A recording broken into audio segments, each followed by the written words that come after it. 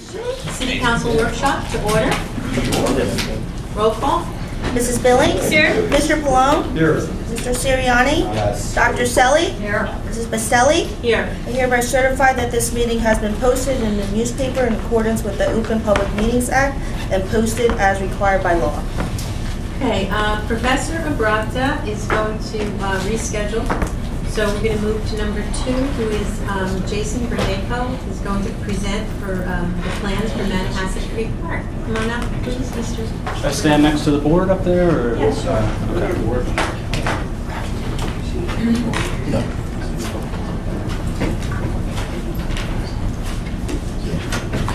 Good evening, members of the Long Branch City Council and other members. My name is Jason Bernayko. I'm a project engineer with D.W. Smith Engineering in Wall Township, New Jersey.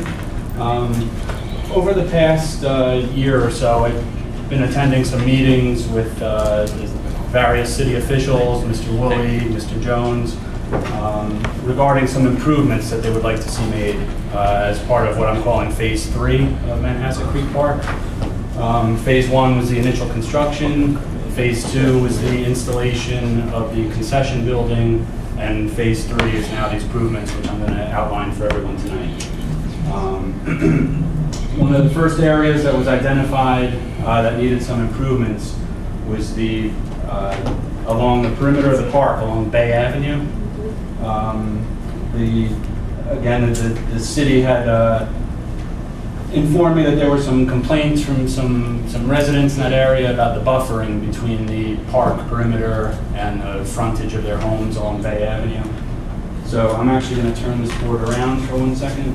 This is an enlarged area that shows that buffer here.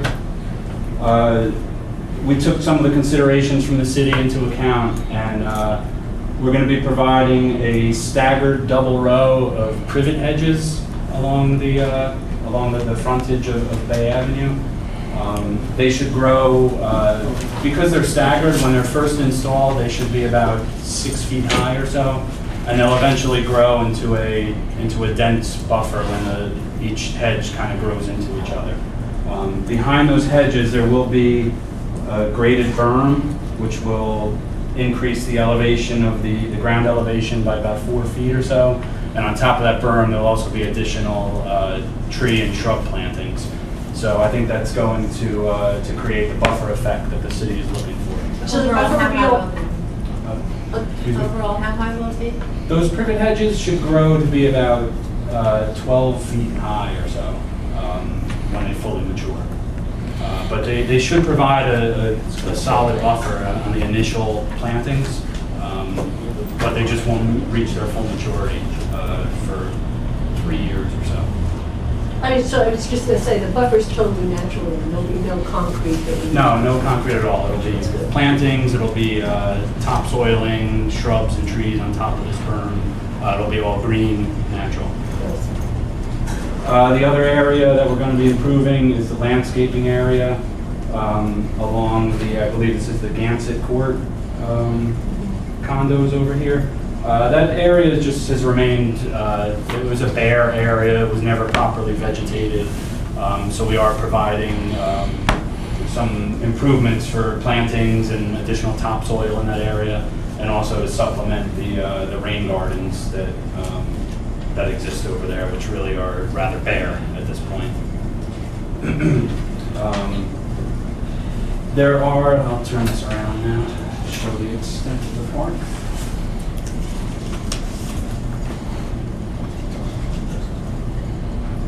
There are 3 parking areas located within the park. There's one at the end of Bay Avenue here. There's another one at the corner of Long Branch Ave and Bay Avenue, and the main parking lot is centered within the park off Long Branch Avenue.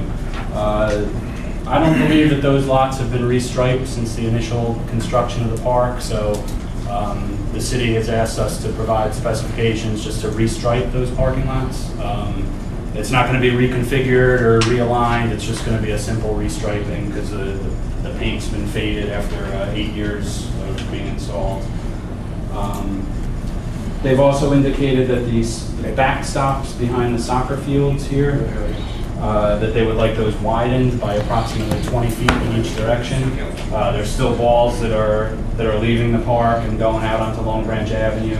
So we're proposing an extension of those existing netting systems. And those are the netting systems behind the goals that are about 20 feet high with the mesh netting back there to prevent any balls that miss the net from going into Long Branch Avenue. We're also proposing an additional backstop, which had never been installed behind the football goal post along the southern end of the football field.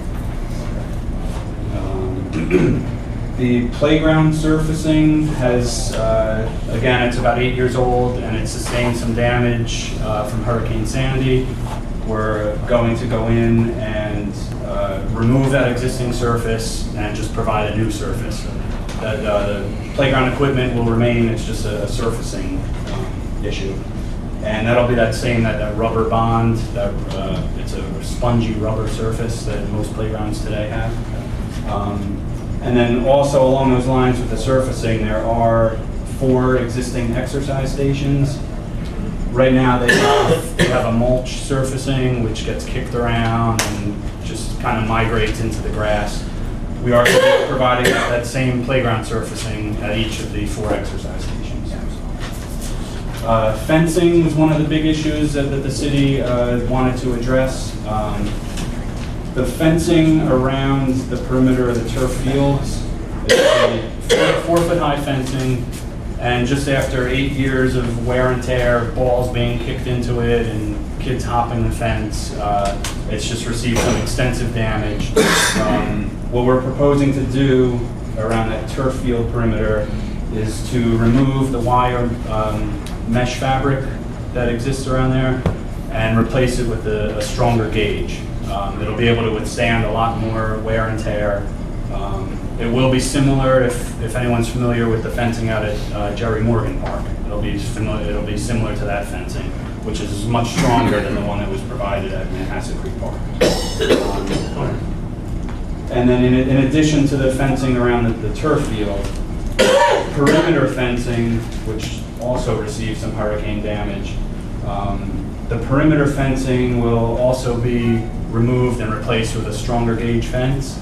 And in addition, the city has expressed an interest to raise the height of that fence from 6 feet to 12 feet. That'll be seen as a deterrent for anyone to cut through the condo courts and hop the fence and get into the park. A 12-foot high fence will deter that from happening, and the stronger gauge will be able to withstand a lot more wear and tear. They do hop that fence, I see. Yeah. They come right down by those condos and took that fence. Right there. They've ruined that fence. Yeah. Yeah. So Absolutely. we've got to put the stronger gauge in there, and we've got to put it higher up.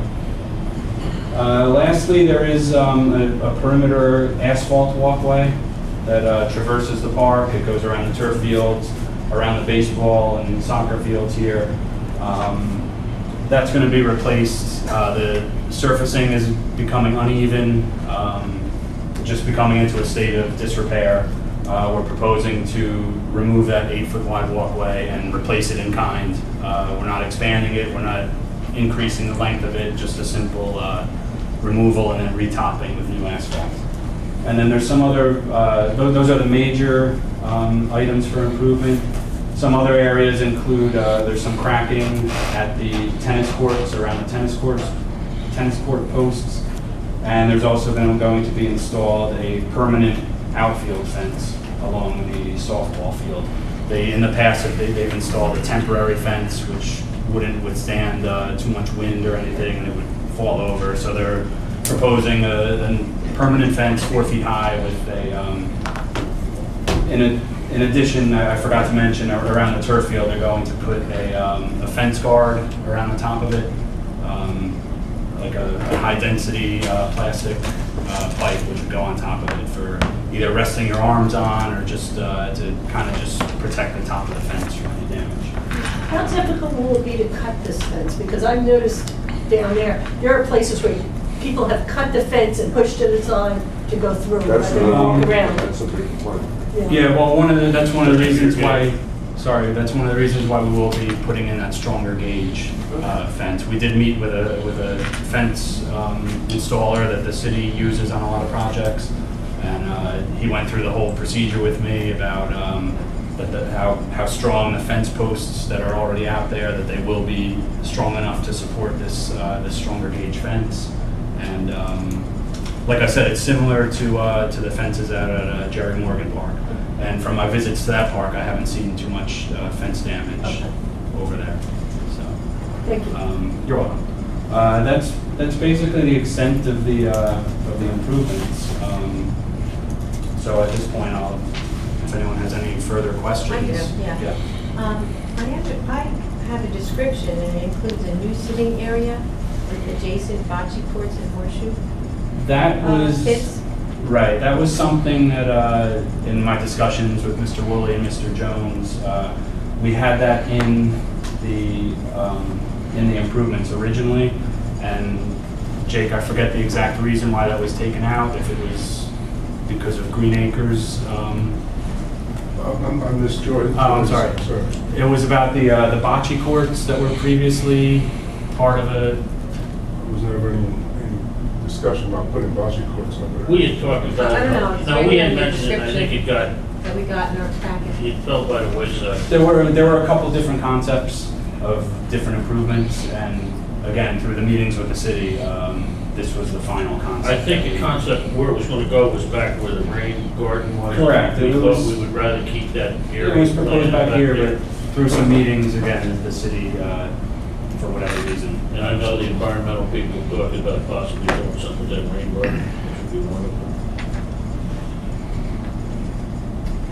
So they're not going to be. They will not be, they're not part of this phase, no. Any other questions? Yeah. Thank you. Thank you, everyone. Can I make it to my kids back to school? There you go. Okay, next. Can we, Right. excuse me, can we ask Mike, can you just give us a brief overview again of the money that's going to be used to do this? to clean Sure. this money? There's a bond ordinance on for tonight, which is a total of $624,000 approving the spending plan for that project. $312,000 is a grant, and $312,000 is a loan. So that's how we're funding the project. And we said zero interest on the loan, right? Correct. I just wanted to be sure. I have another side note. Bob Allison is going to be a couple minutes late. If we could put him further down on the agenda. He put the timing wrong on his calendar, so he's on his way here now. Well, the next thing on the agenda is Dave Spalding. Can you come up and report on our EMAC savings? Good evening, everybody. I'm just going to give a brief update of what occurred at with the reverse auction we had for our electric. We did a reverse auction on August 24th. We had two accounts. One is the main account, one is the lighting account. Initially, on the main account, we had projected $11,974.08. When we actually did the reverse auction, it came out to $19,197.98. So we had additional savings of $7,223.90.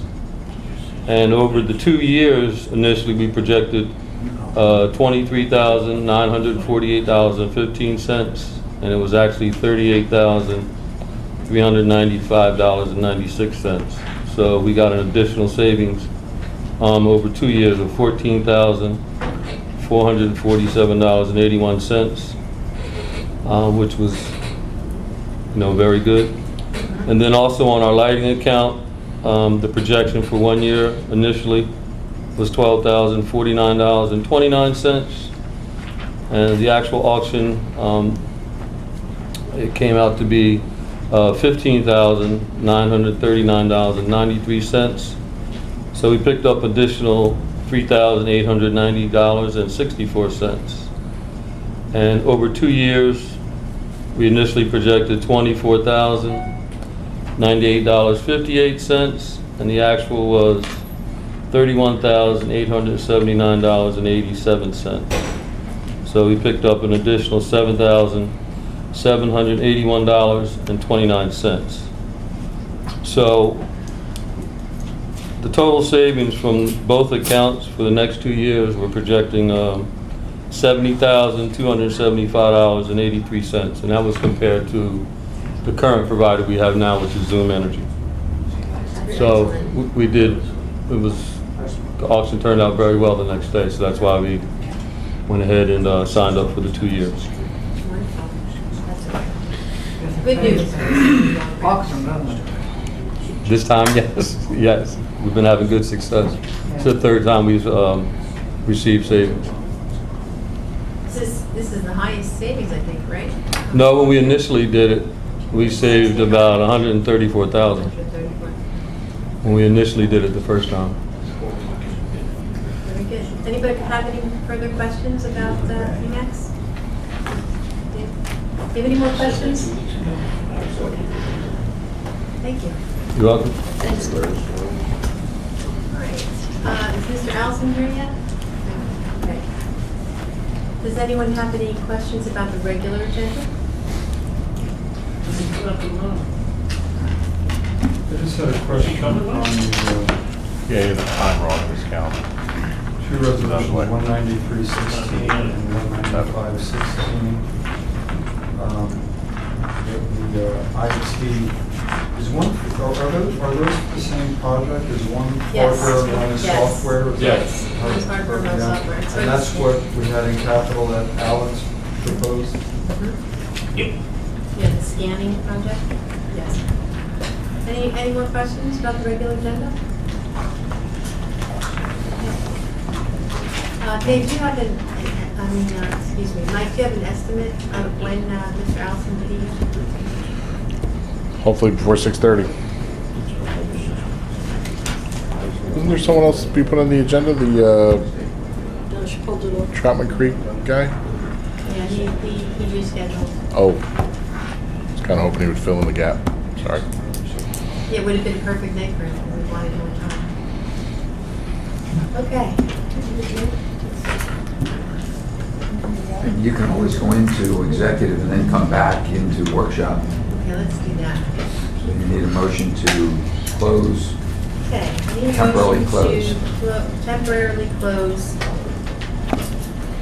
our workshop session. Second. Okay, all in favor? Aye. And then I need Sure. another motion to adopt a resolution to go into executive session for the following items. We have contract negotiations, Long Branch Partners, redevelopment update, here, Working with the attorney for 2 weeks. Sam TD. We also have litigation, LaFour, Kelly, and tax appeal. May I have a motion? So moved. All in favor? Gonna be a roll call for that. Roll call, excuse me. Mrs. Billings? Yes. Mr. Pallone? Yes. Mr. Siriani? Yes. Dr. Selly? And Mrs. Baselli? Yes.